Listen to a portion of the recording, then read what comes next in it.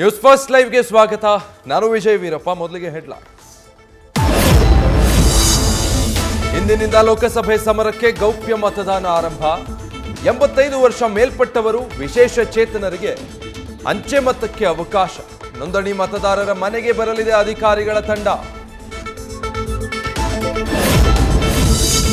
ರಾಜರಾಳಿದ ನೆಲದಲ್ಲಿ ಒಂದೇ ದಿನ ರಾಜಕೀಯ ಶಕ್ತಿ ಪ್ರದರ್ಶನಕ್ಕೆ ರೆಡಿಯಾಗಿದೆ ವೇದಿಕೆ. ನಾಳೆ ಮೈಸೂರಲ್ಲಿ ಸಿಎಂ ಡಿಸಿಎಂ ಸಾರ್ವಜನಿಕ ಸಭೆ. ಅತ್ತ ಮೋದಿಯಿಂದಲೂ ಸಮಾವೇಶದ ಮೂಲಕ ಮತಬೇಟೆ.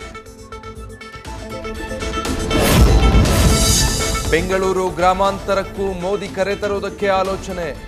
ಏಪ್ರಿಲ್ 20ರೊಳಗೆ ಡಿಕೆ ಬ್ರದರ್ಸ್ ಕೋಟೆಗೆ ಬರುವಂತೆ ರಾಜ್ಯ ನಾಯಕರ ಬೇಡಿಕೆ.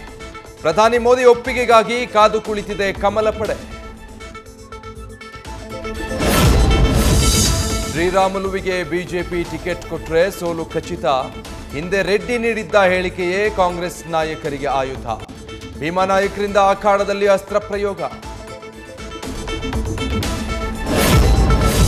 ರಾಮೇಶ್ವರಂ ಕೆಫೆ ಬಾಂಬ್ ಬ್ಲಾಸ್ಟ್ನ ಉಗ್ರರನ್ನ ಬೆಂಗಳೂರಿಗೆ ಕರೆತಂದ ಎನ್ಐಎ. ಆಡುಗೋಡಿ ಟೆಕ್ನಿಕಲ್ ಸೆಂಟರ್ನಲ್ಲಿ ಉಗ್ರರ ವಿಚಾರಣೆ. ಬಾಂಬರ್ ಮುಸಾವೇರ್ ಜೊತೆ ಮಾಸ್ಟರ್ ಮೈಂಡ್ ಮತೀನ್ಗೂ ಪ್ರಶ್ನೋತ್ತರ.